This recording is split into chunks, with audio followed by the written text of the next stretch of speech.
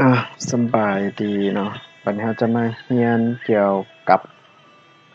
ขายไฟให้สาขาขายไฟ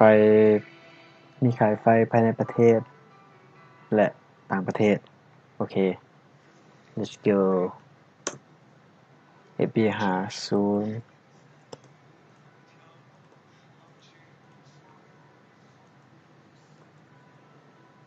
ขายไฟให้สาขา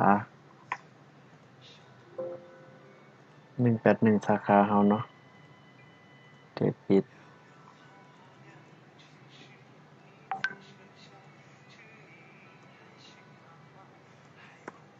6 ล้าน60 ล้าน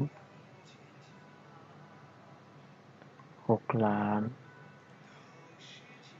วันนี้เราขายไฟให้สาขา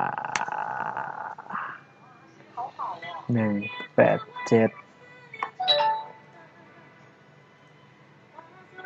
เครดิต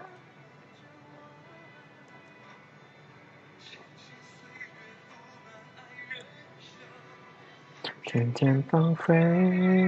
如水流เราขายไฟให้สาขาซึ่งเราขายไฟน้ำทาแมน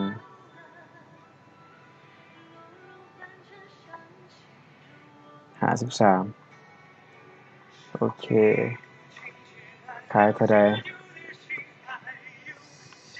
200กิโลวัตต์โมงสมมุติว่าเบิดแต่ละซำนี้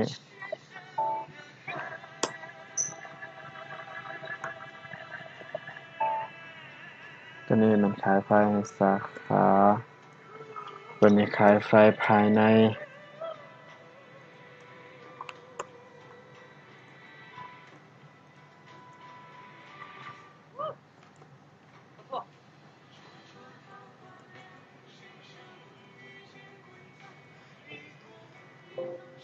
181คือเก่า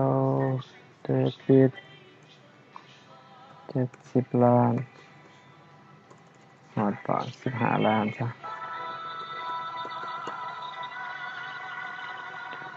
เรื่องแม่ๆสวยให้ใช้ขายกระแสไฟภายในประเทศโอเคเนาะ渐渐放飞如水流แต่ขายไฟต้องใส่ call center เพราะมันเป็นหลัก7ของการได้บัญชีแผนกบัญชีพาร์ทเนอร์บ่ใส่จะมาใส่ที่ quantity คือว่าขายเท่าใด2,600คือกัน6,000 ปลายน่าจะบาทกิโลวัตต์โมงแล้วตอนนี้จะใส่ profit segment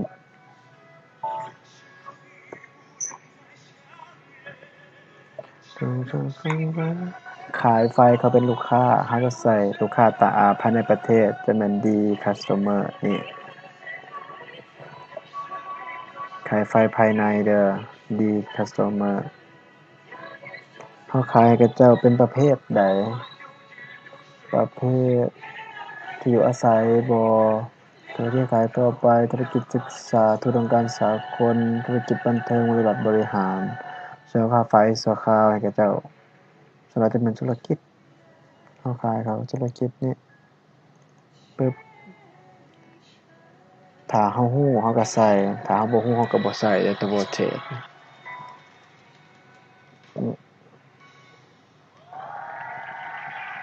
แต่ส่วนหลายก็จะใส่ low นี่เวลาเราเลือกตัว detail มันน่ะตัวกรุ๊ปมันจะขึ้นเองมันเราเลือก low ไปก่อนแล้ว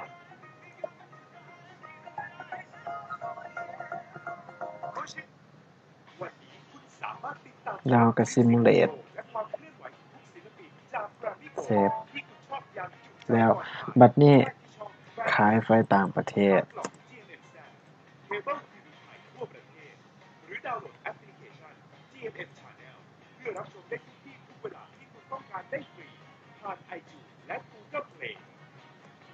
ตัวที่ว่าเขียนไฟใส่ขายไฟต่างประเทศภายในสาขานี่แม่นเราจะใส่สาขานั้นเลยหรือประเทศนั้นเลยเด้อคือสิว่าเราซื้อไฟจาก e-gas เราก็เขียนว่าไฟจาก e-gas เลยเหมือนจะเขียนไฟต่างประเทศจังซี่แหละ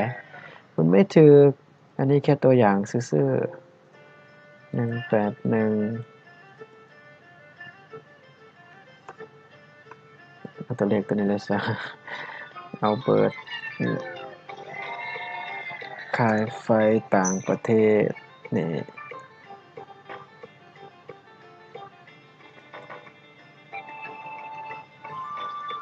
copy มาตอนนี้จะใส่ call center กินนี่